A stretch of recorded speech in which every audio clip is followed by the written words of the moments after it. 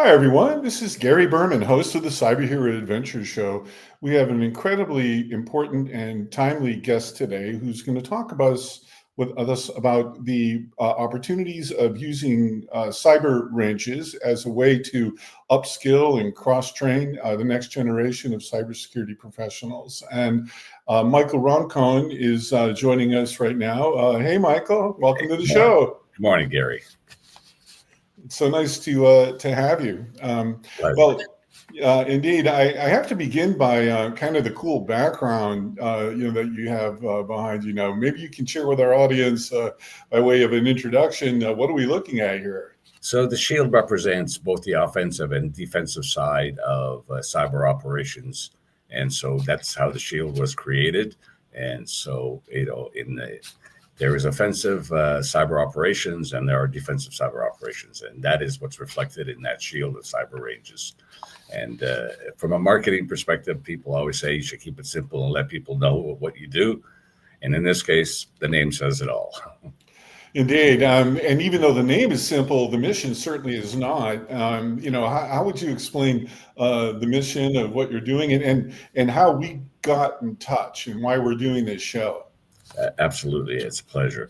So, Cyber Ranges is a next generation platform that was created to provide simulation and emulation synthetic training. And so, legacy systems had an issue because it's a technology legacy issue. Not they're fine range companies around the world. When we created the Cyber Ranges, it was built on microservices, cloud native, to allow for the scalability given the global nature of cyber attacks. They affect every nation state, individuals, corporations. And so this was to create a platform that could be standardized throughout the Five Eyes environment, NATO, and its allies. And so from beginner to expert, we have the capability to do skills development, which is important to see within the security operations centers and the defensive side, the gaps that may exist to make sure that they can continue their training and effectively create a cyber resilience posture within their organizations. And so, what used to be simulation based, today we provide very high fidelity emulation, and that is to say that we take real world attacks and we get their TTPs or techniques, tactics and procedures, the indicators of compromise or the IOCs and malware samples, and then our cyber threat intelligence team reverse engineers that information and then hands it to our scenario foundry, which recreates that for training purposes. And we're trying today to get that from the front lines to training as soon as possible. So usually 10 to 15 days after we have that information, we get it out to the market, and that's to our clients in the MOD, in the commercial sectors, to allow them to stay current with the current attacks that they're facing. And Yeah, indeed. I mean, you had mentioned something in passing very quickly now that is important, which is your interactions and your role with NATO. Before hitting the record button, you had mentioned that you're at a NATO meeting. Maybe you can explain to us the geopolitical aspects of your mission. Thanks, Gary. It's a great question. So, we as an American organization and having global footprint, we're in Europe, we're in the Middle East, and we're in Africa. And so we try to provide the same. So for NATO, it's a collaborative environment. It's very much like a fragile ecosystem, and the member nation and state partners are all have capabilities, and we're looking to have a collaborative approach for ranging so that they have a standard platform that allows all members to enjoy the everyone's best capabilities that provide each country and member state to have access to the same data sets for training purposes. Cyber is a team sport. It is not a single sport. Indeed, and one of the things that I think I'm sure is widely known, but came to my attention, only a few years ago was, that the criminals are kind of horizontally structured. They share information without impediments freely, but the defenders are more vertically structured. Because of regulatory frameworks, intellectual property, competition. How do you get people to play nice? So I think that there within the cybersecurity world, there is a commonality and there is a great transfer of information. It's how that information is shared and then enabling people that are responsible for the protection of their individual organizations or countries. The challenges facing U.S., Europe, and allied nations. In the case of the Ukraine today, that's brought us to the front lines. And, Ukraine has demonstrated resilience and innovation without the dollar spent. In fact, I think that they have provided the world the opportunity to demonstrate what resilience really looks like from the front lines. But everybody needs assistance. And so, we created a program called TRYZUB, which in English translates to Trident, which is the Ukrainian symbol. Yep. And TRYZUB is they are Gamaradin and Sandworm, and those are two current attack data sets that are being pushed through the Russian state services, but they don't just impact the Ukraine. Those attacks occur all over the world for different reasons, and so we have developed in concert with the the state security special communications and information protection team, which is the Triple S KIP, and the CERT-UA, which is the cyber emergency response team, to create from the front line information that they're receiving. And as I described previously, we have taken that information and we've turned it into a training program that allows people to get real live, current capability training from what are actual current attacks. ATPs don't really increase. They tend to be the same, maybe the 7 or 8 ATPs, but they're variations and they're added on to as the cyber criminals, as you described. And cyber criminals have an ROI that is more dollar and financially based, where state nations have it around IP and reconnaissance and affecting. Currently within the CNI or critical national infrastructure, it is a very real and present danger. Critical national infrastructures are at risk. The implications of an attack, if you look at water, power, Right. all those impact. If you can control a set of lights in a city, you can create chaos. If you poison water, you can do a lot of damage, and those are real threats. And so, there's a reconnaissance mode. They sometimes just sit and sleep. Sometimes they will do an attack purposely that gets detected, while meanwhile they're looking for lateral movement across the environments that they're looking to do. And so I think that the deep dive training and the experiential training, I think that our platform provides. And so it isn't a check mark, it isn't a written, it isn't listening. You actually can demonstrate your competencies and abilities by having the experiential capability on hands-on training. And that muscle memory is created best that way. And that's one of the opportunities or differences, I believe, that we've created for the cybersecurity workforce. And forgive the interruption. How does our audience get engaged with you? So we're, easy to contact us off our website at www.cyberranges.com. And there's information on there. There's a free training capabilities. If you sign on to app.cyberranges.com, there's actually free training capabilities. If you're a novice and you want to get into the business, we need the capabilities for future.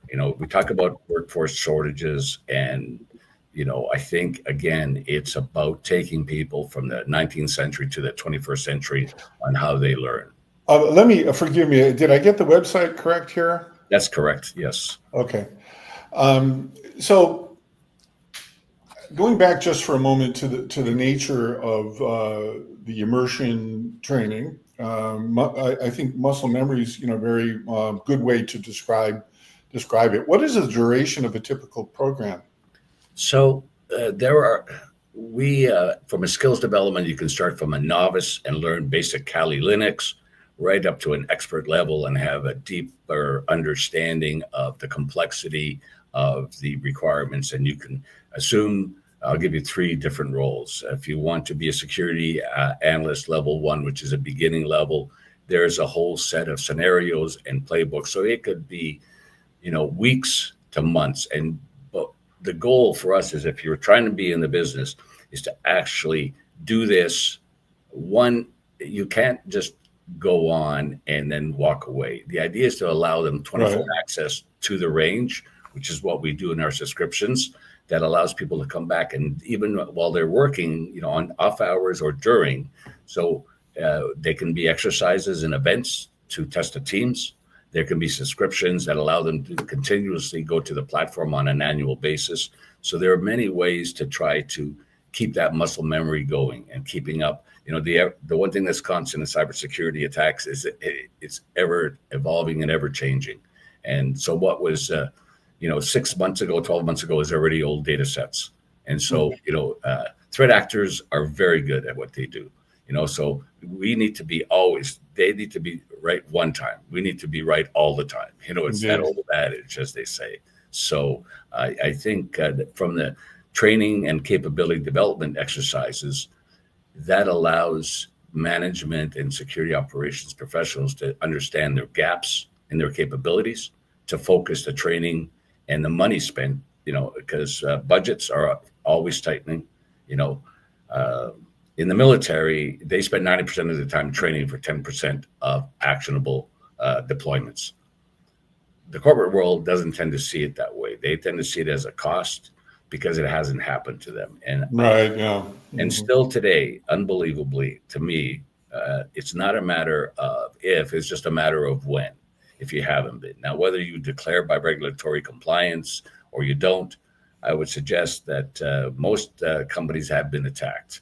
And, Well, I mean, for sure, China, for example, is in, almost all of our telco companies. Absolutely. They have a long-term gain. I would suggest that the numbers of focused individuals in the PRC are in the thousands, and they have a long-term goal. Well, Director Ray gave testimony to Congress some months ago about that. And if memory serves me, the ratio of PRC cybersecurity people compared to the United States is 50-1. Minimum. And that's a valid number. That isn't trying to talk to the hill and try to do some FUD. That's just the reality. And they don't worry about 2-year election cycle and 4-year election cycles. And so, exactly right. Yeah. So on that, of course, we just had the election, and is it safe to assume, or is it accurate, excuse me, to assume, that your organization, your mission transcends any particular administration? Yes, it's non-political. So cybersecurity is apolitical. It is, and the men and women that serve this country do it very well, and they're committed professionals. And I think regardless of who's in power, the mission maintains and continues. And we have some of the difference, I think, between us and our adversaries is that the commitment is based on a philosophy that's endeared by all and not forced on anyone. The nation's security is critical, and we're the biggest democracy in the world. Our partners are democratic nations, and but information is power, and the ability to affect that is it. Maybe I would say it this way: what used to be kinetic aggression today is non-kinetic. No doubt about that. Yeah. And the power of the non-kinetic is you're not losing people in the field. Right. You're affecting destruction and reducing capabilities of nation states from in a back office or a building in wherever they may be. And so the return on investment, as the criminals look at it is a very good one. Yeah, for sure. And also, and the risks, being caught are so minimal. Um, Yes, I think attribution is very, very difficult. yeah, You know, exactly. So as we're beginning to wrap up here, if it's okay, I'd like to just focus a little bit on the geopolitical aspects of your mission. You had mentioned that you're at a NATO meeting. How's it going regarding cybersecurity? I think NATO is on the forefront. I think that the between the shared information and the way NATO operates provides the ability for member nations to share and collaborate, which is critical, because everybody has seen different attacks for different reasons. But when you can share that information and you can make it available to all, it is a growth. I was very impressed with the capabilities. And this year it was based in Tampa, the NATO Edge Conference, and next year it will be in Turkey. And so you start to see the effects of collaboration. And I think as a combined strength, NATO wins the day, and the mission stays focused, and the participants are more than committed ever. Uh, I mean, that's an amazing thing you just said. That this particular one was in Tampa, which is CENTCOM. yes. The headquarters. I assume that's not a coincidence. And also that you're going to Turkey. I mean, talk about a amorphous sort of partner slash collaborator slash troublemakers. I mean, how would you describe, sort of our cybersecurity relationship with, let's just say, Turkey? Well, um, it's an ever. I think the threat condition brings a strange bedfellows sometimes. The ecosystem NATO is, when it was formed to today, has continued its mission but evolved. And so both, Ukraine is still not a member state. It will be in the future, I believe. And yet the power of the alliance is to support them because their threat could be the the NATO members' threat. That's the commonality of the threat landscape. And so, um, you know, if I was going to pick a side, I take the NATO side always for obvious reasons. And I think long term, the alliance wins against all odds. The aggressions around the world from Indo-Pac to the Middle East continue. And the disruption, again, like I said, there's a great ROI and a low cost proposition compared to kinetic. And non-kinetic has been proven to be that much more effective potentially. And so, trying to bring together the Trident experiences from Ukraine, for example, and sharing the hands-on performance, it's a unique public-private partnership that actually supports financially back to the Ukraine. As if I recall the quote from General Potty, who's now the director of the Triple S KIP, he said this is the outcome of shared experience and capabilities between the public-private sector for the better of the state and the world. I think is really what TRYZUB is the outcome of what TRYZUB has come out. And so, you're talking, you know, um, threat intelligence, cyber threat intelligence is an ever-changing game. And so, to be able to bring frontline, not decades old information, is really critical to the nation states. Yeah, I mean, I really think that our audience is on the same page, regarding what you're just saying right now and the importance of of sharing information and also, in a timely information. I mean, I think timeliness is one of the key points that you're bringing, to this capability, right? I agree. Look, it's near real time information, and so if it's a year old, it's dated. So we're getting this information that's active campaigns currently and bringing them for training purposes to our MOD partners, our DoD partners, and so the the capability from the schoolhouse to the tactical edge, as we say in the defense world, is critical. Having, what used to be year-long planning sessions to have one global exercise like lock shields, for example, now it could be done monthly. And so you keep that muscle memory growing and continuing, and that increases the resilience posture of everyone that's participating. And I think that's critical. And really, we appreciated the partnership that we have. And I think it's a model to be replicated. And, sometimes we don't want to share information for security reasons. There are national security reasons. There are trusted partners, but within that trusted framework, there is an opportunity for better, secure countries. And I feel good that Cyber Ranges is participating and with our partners. Well, on that note, Michael, how does our audience get in touch with you? Myself, Michael at cyberranges.com, very simple. We're not very big on titles, but I head up national defense and security portfolio. Happy to engage with anyone, or at info@cyberranges.com.